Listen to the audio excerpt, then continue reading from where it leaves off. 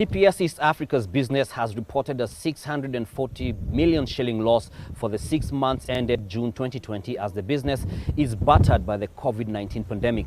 The company's loss has widened from 160 million shillings reported in the same period in 2019, with its revenue having fallen by 59% to 1.1 billion shillings. The company's management is now banking on the gradual reopening of regional economies, which it says will allow it to resume operations in some of its outlets spread across the region.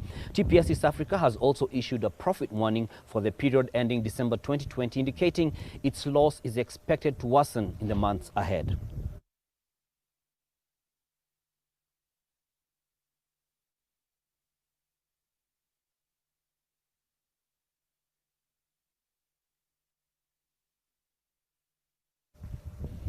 Seems it's bad news everywhere. We pray for the best. Now, outgoing World Trade Organization Director General Roberto Azevedo has cautioned against hasty reform of the World Trade Body.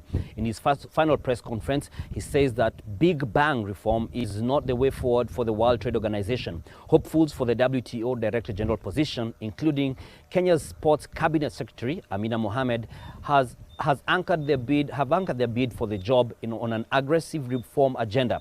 Candidates for the job made their pitch in Geneva last week. Now, Azevedo announced in mid-May that he would end his second term 12 months earlier than expected.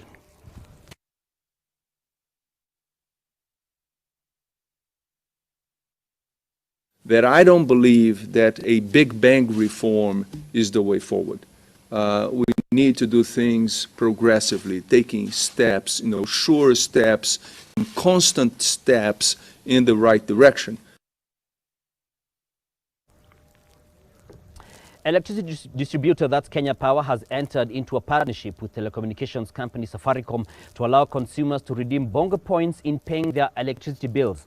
Kenya Power's 7.1 million customers will now be able to purchase electricity tokens or pay their power bills at a rate of 20 cents for every bonga point. This is yet another intervention aimed at cushioning households from the adverse effects of COVID-19. This initiative comes at a time when Kenya Power is grappling with depressed electricity sales as the business environment takes a beating from the COVID-19 shock. And so far, Kenyans have redeemed at least 1 billion bonga points through the Bonga for Good initiative, which allowed redemption of bonga points for foodstuffs.